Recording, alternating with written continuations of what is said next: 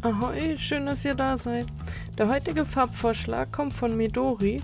Einen Link zu ihrer Webseite packe ich euch in die Videobeschreibung, natürlich wie immer. Schaut gern bei ihr vorbei.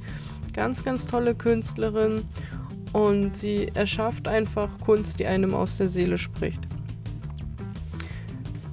Heute beantworten wir einmal eine Frage, die sich wahrscheinlich noch nie jemand von euch gestellt hat. Deswegen bleibt gerne dran. Es gibt auch noch ein kleines Extra heute, und zwar habe ich heute nicht nur ein Bild gemacht, sondern direkt 2 Bilder. Habe mich hier für eine braune Basis entschieden, denn braun, pink und blau waren einmal die Vorschläge. Und ja, was soll ich sagen? Manchmal fühlt man einfach die Farben, die andere fühlen, nicht. Ich habe hier versucht, einfach das Beste aus den Bildern rauszuholen und auch nochmal mit der Wischtechnik gearbeitet, dass sich im Laufe des Bildes entsprechend die Zellen einmal bilden. Das hat auch geklappt. Ich habe nach und nach immer wieder die Farbe aufgetragen. Nichtsdestotrotz, manchmal fühlt man ein Bild nicht. Und das ist auch völlig okay, denn das Gute in der Kunst ist, wir können ja hier völlig frei sein.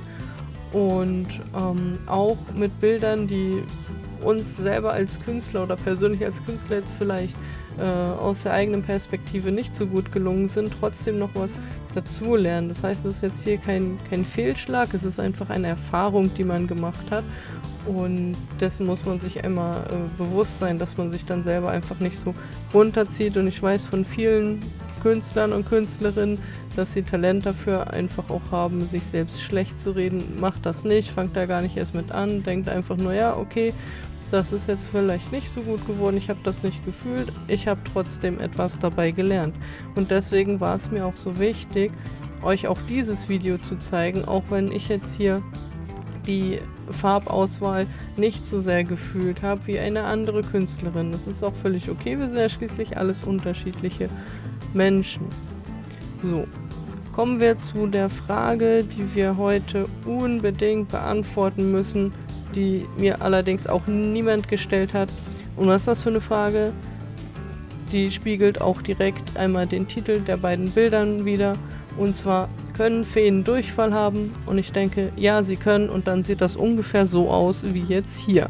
Deswegen, für mich fühlen sich diese beiden Bilder einfach nur nach komplettem Feendurchfall an. Ich nehme euch hier wie immer mit zum nassen und zum trockenen Ergebnis von dem zweiten Bild, dem etwas kleineren. Das ist eine 20x20 cm Leinwand, die kleinere. Habe ich leider den Pouring-Prozess nicht mitgefilmt. Das war auch mehr so eine kleine Verzweiflungstat, ob es mit einem dunkleren Braun besser aussieht. Ich finde ja. Und naja, macht euch gerne selbst ein Bild.